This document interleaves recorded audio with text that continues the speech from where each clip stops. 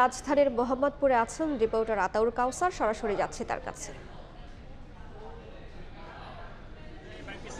প্রথমেই জানাতে চাই, এই গরুগুলোই যে সাদিক আগ্রোর মিথ্যা ঘোষণা দিয়ে আমদানি করা সেই 18টি গরুর মধ্যে 6টি গরু, সেটি আগে একটু নিশ্চিত করি। এখানে প্রতিটি গরুর একটি ইউনিক নাম্বার রয়েছে, যে গরুগুলো ইউএসএ থেকে যখন বাংলাদেশে আমদানি করে সাদিক আগ্রো সেখান থেকে দেয়া হয়েছিল। সেই ইউনিক নাম্বারগুলো গতকাল যখন দুদক কাস্টমসে গিয়েছে এবং কাস্টমস থেকে কাগজ সংগ্রহ করেছে, সেই কাগজে যে ইউনিক নাম্বারগুলো তারা পেয়েছিল, আজ উদ্ধারকৃত এই 6টি গরুর সেই ইউনিক নাম্বার সেই কাগজের সাথে মিলে গিয়েছে। অর্থাৎ এটি নিশ্চিতভাবেই বলা যায় যে এই নিষিদ্ধ ব্রাহ্মা প্রজাতির গরুগুলোই সাদিক এগ্রো আমদানি করেছিল ইউএসএ থেকে, এবং তাও আমদানি করেছিল মিথ্যা ঘোষণা দিয়ে। তো এ বিষয়ে যখন দুদক অনুসন্ধানে নামার এক পর্যায়ে দুদক সাভারে আরেকটি খামারেও গিয়েছিল, কিন্তু সেখানে এই গরুগুলো পায়নি। সেখানে তারা আরো ছোট 7টি ব্রাহ্মা প্রজাতির গরুর সন্ধান পেয়েছিল, এবং সে রাতে আরেকটি গোপন সংবাদের ভিত্তিতে কামরাঙ্গীরচরে একটি খামারে তারা গিয়ে কোটি টাকা মূল্যের যে গরু, যেটি কোরবানি ঈদের সময় বেশ ভাইরাল হয়েছিল, সেই গরুটির সন্ধান তারা পেয়েছিলেন। এটি সেই গরু, যেই 762 নাম্বার, যার নাম V8।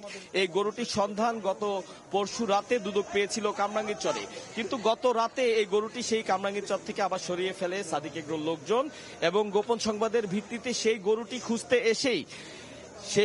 খুঁজতে এসেই আজ মোহাম্মদপুরের এই খামারে আরো 5টি গরু, অর্থাৎ মোট 6টি গরুর সন্ধান আজ দুর্নীতি দমন কমিশন পেয়ে গিয়েছে। এবং তারা বলছেন যে মোট 18টি গরু আমদানি করা হয়েছিল, যে 18টির মধ্যে তিনটি গরু মারা গিয়েছিল।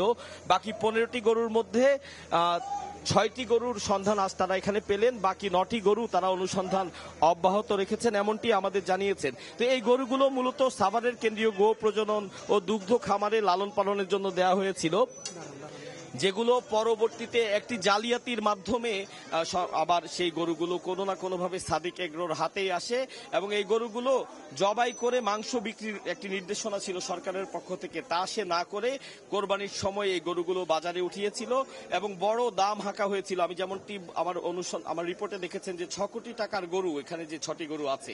তো এভাবেই এই গরুগুলো আজ দুদক পেয়েছে, এবং এগুলো এখন সেই কেন্দ্রীয় গো প্রজনন খামারেই আবার ফেরত পাঠিয়েছে দুদক। এই ছিল দুদকের আজকের অভিযানের সর্বশেষ আমার কাছে। রাজধানীর মোহাম্মদপুর থেকে সরাসরি যুক্ত ছিলাম।